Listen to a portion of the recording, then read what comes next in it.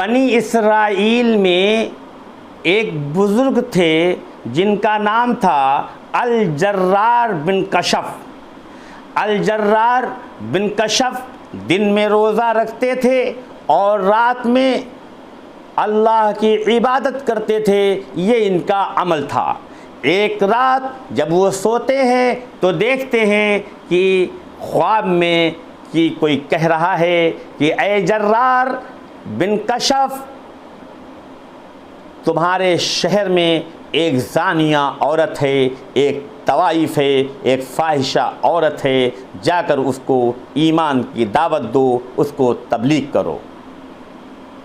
अल-जर्रार बिन कशफ उठते हैं और उसके बाद पूरा दिन रोज़ा रखते हैं, रात में फिर सो जाते हैं, फिर रात में यही ख्वाब देखते हैं। फिर हज़रत अल-जर्रार बिन कशफ कहीं नहीं जाते हैं। फिर जब तीसरा दिन होता है तो फिर वही ख्वाब दिखता है। अब ये बड़े परेशान कि अब बताओ मैं वहाँ जाऊँ तो कैसे जाऊँ, अगर मैं फॉर एग्ज़ाम्पल जाता हूँ तो मेरे ऊपर एक धब्बा लग जाता है कि अल-जर्रार बिन कशफ उस तवाइफ के यहाँ जाते हैं, उस फाहिशा औरत के यहाँ गए थे, धब्बा लग जाएगा काला से। ये बड़े परेशान, लेकिन हिम्मत करके पहुँचे। जब ये पहुँचे तो उस फाहिशा और औरत को ये बात मालूम हुई कि अल-जर्रार इब्ने कशफ जो इस शहर का सबसे बड़ा आलिम दीन है वो मेरे दरवाज़े पर आया है। फ़ौरन वो ऊपर बुलवाया, बिठाया, कहने हज़रत आप कैसे आना हुआ, आप कैसे तशरीफ़ लाए। अल-जर्रार बिन कशफ कहने लगे कि देखो अल्लाह की बंदी, अल्लाह से डरो और अपने गुनाहों से तौबा करो और ये काम छोड़ दो। उसने कहा हज़रत मैं कैसे छोड़ दूँ, हज़रत मैं कैसे छोड़ दूँ, ये मेरा पेशा है, ये मेरा शौक़ है, मैं इसको कैसे छोड़ सकता हूँ। अल-जर्रार बिन कशफ ने कहा कि भाई देखो आप इसको छोड़ दीजिए और ये अल्लाह तबारक व तआला के नज़दीक बहुत ही गंदा अमल है, इस अमल को छोड़ दो।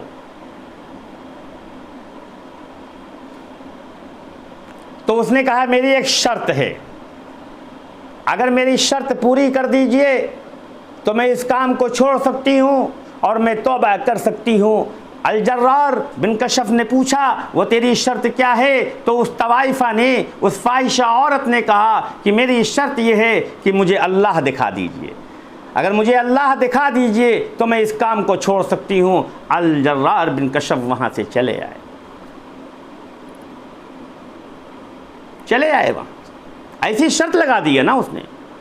लेकिन यकाएक क्या होता है, वो रात में लेटती है तो रात में वाकई जो है उसको उसके दिल में ऐसा ख्याल पैदा हुआ कि अल-जर्रार बिन कशफ जैसा बुज़ुर्ग मेरे दरवाज़े पर आया ईमान की दावत देने के लिए, लिहाजा मैं तौबा करती हूँ। और सच्चे दिल से उसने तौबा कर लिया। एक दिन हुआ, 2 दिन हुआ, 3 दिन हुआ, 4 दिन हुआ, महीनों गुजर गए, यहाँ तक कि जो है जो उसके पास पूंजी थी वो खर्च ख़त्म हो गई। अब खाने के भी लाले पड़ गए, फाके होने लगे। एक दिन उसकी बेटी बीमार हो गई, एक बेटी थी उसकी 4 साल की, एक दिन बीमार हो गई। तो वो फाहिशा औरत जो तौबा कर चुकी थी, उसने सोचा कि बेटी के इलाज के लिए मैं क्या करूं, काफ़ी पैसे खर्च होंगे, लिहाजा उसने एक बर्तन, एक बड़ा बर्तन तांबे का उसने अपने घर से लिया और बाज़ार में पहुंची। और बाज़ार में पहुंचने के बाद एक दुकानदार के पास पहुंची और दुकानदार से कहा कि मेरा ये बर्तन ख़रीद लो। उसने देखा किसको, उस फाहिशा औरत को, वो पहचान रहा था, उसी शहर का था। उसने देखा और बहुत ही गौर से उसके पूरे जिस्म का जो है कहते हैं मुआयना किया और उसके बाद कहने लगा कि 80 दरहम, 80 रुपए का लूँगा।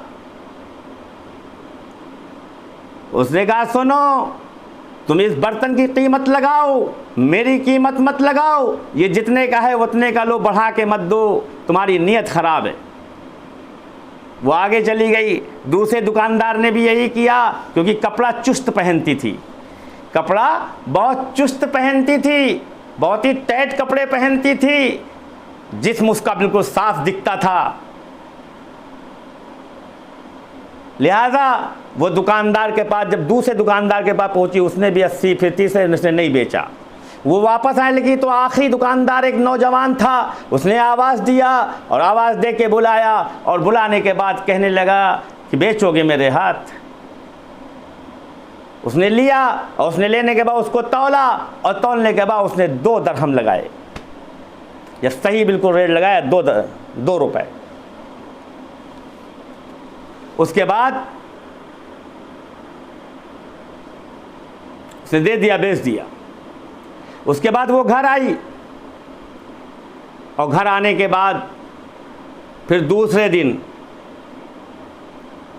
उसने अपना कपड़ा बदला, एक ऐसा नकाब पहना जो बड़ा ढीला और बड़ा कमज़ोर और बड़ा क्या कहते हैं गंदा और बड़ा क्या कहते हैं नाम लीजिए अजीब और गरीब, जिससे पता चल रहा था कि ये बूढ़ी औरत, बिल्कुल वो अपने आप को बुढ़िया दिखाया, उसने बड़ी कमतर दिखाया। कपड़ों से ऐसा लग रहा था कि कोई भिखारिन है, कोई बहुत ही बुढ़िया, कोई बहुत माजूर है, कोई परेशान है।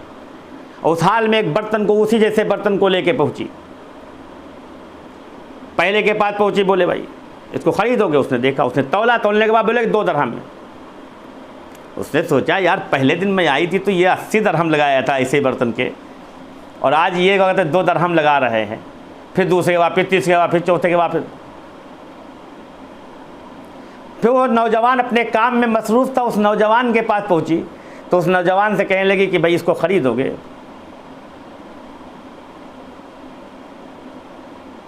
कह लगे हाँ। उसने तौला, उसके तौलने के बाद उसने कहा 2 दरहम।